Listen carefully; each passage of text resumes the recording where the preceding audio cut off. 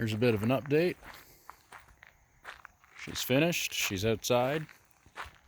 As far as we're going with it. Now, I gotta admit, I didn't know how nice this car was until I pulled the tape off it.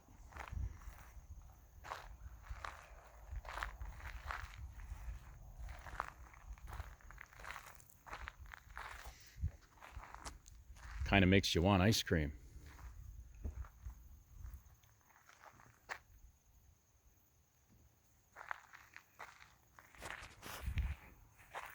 What a good looking old car.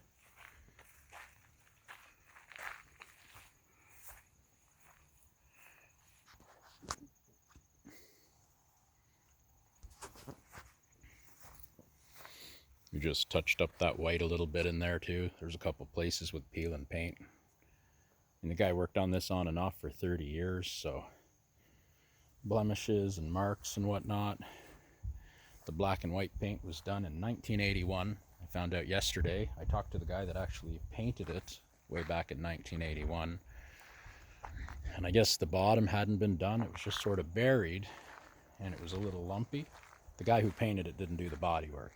But the guy who owned it then, over 30 some years, he put rockers in because whatever was there was just mud. So he put all steel in and kind of fixed it up and did an old school body job.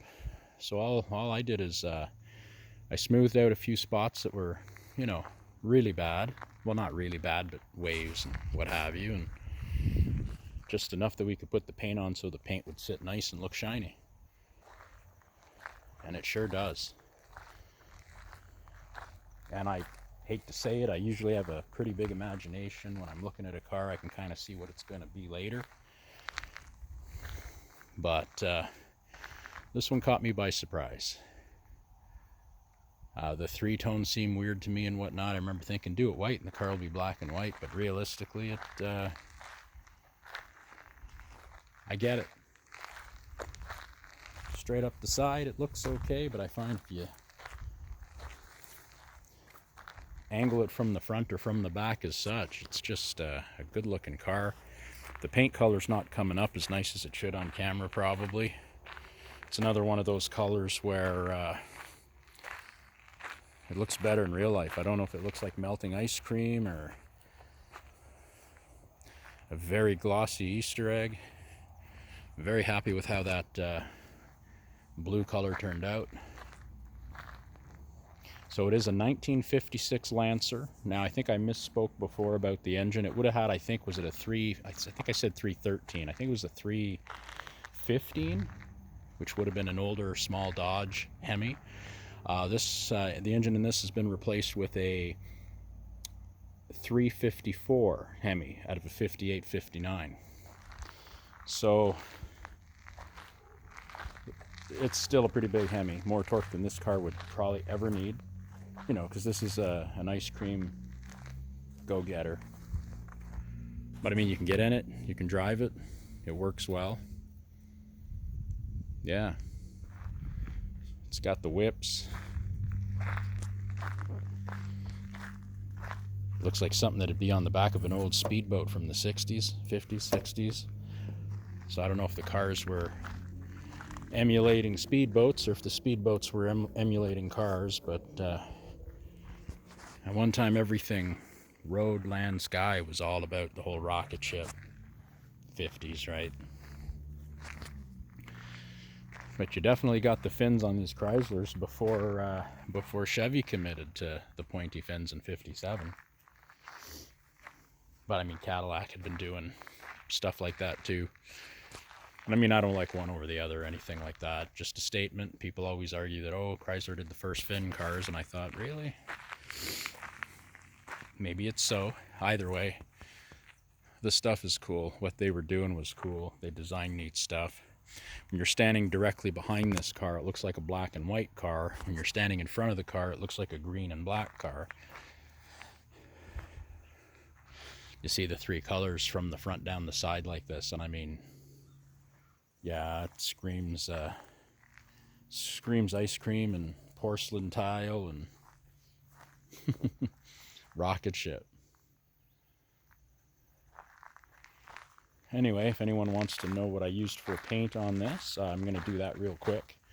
I have to say this paint was nice. It covered well. If you want to get that old look but still really, really shiny, I have been using a single stage from Limco, which is Supreme Select single stage urethane. However, on this car, we couldn't get the color.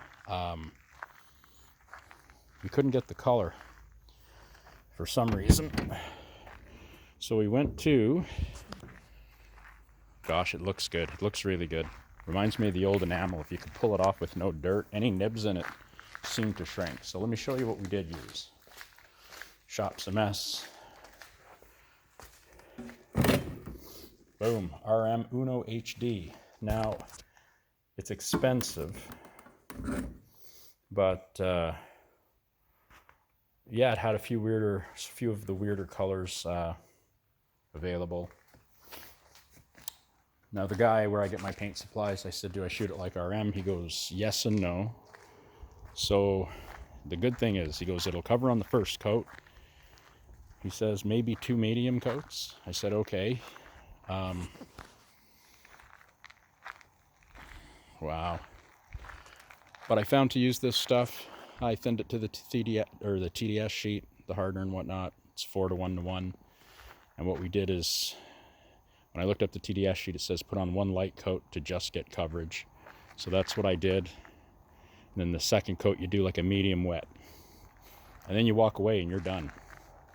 So it's expensive, but I've got like enough to shoot one side of the car again, realistically, with 2 coats, because I bought, you know, this stuff went a long way. And I mean, it goes on pretty sweet. But then you start seeing, you know, your little bit of a overspray, like say your dry haze, the blurs, whatever you want to call them. But I mean, and then it flattens out within about 20-30 minutes. Now I painted from the back forward, and somewhere on the hood I kind of ran down and stopped so I could get the top. But one thing with this paint is, if the new stuff hits the old stuff, dry finish isn't what you got to worry about. You can see a little bit of a run right there. A little paint over paint. If it hasn't quite stuck or set, it will run. So you don't go thick. But I mean, all in all, like I said, just wow.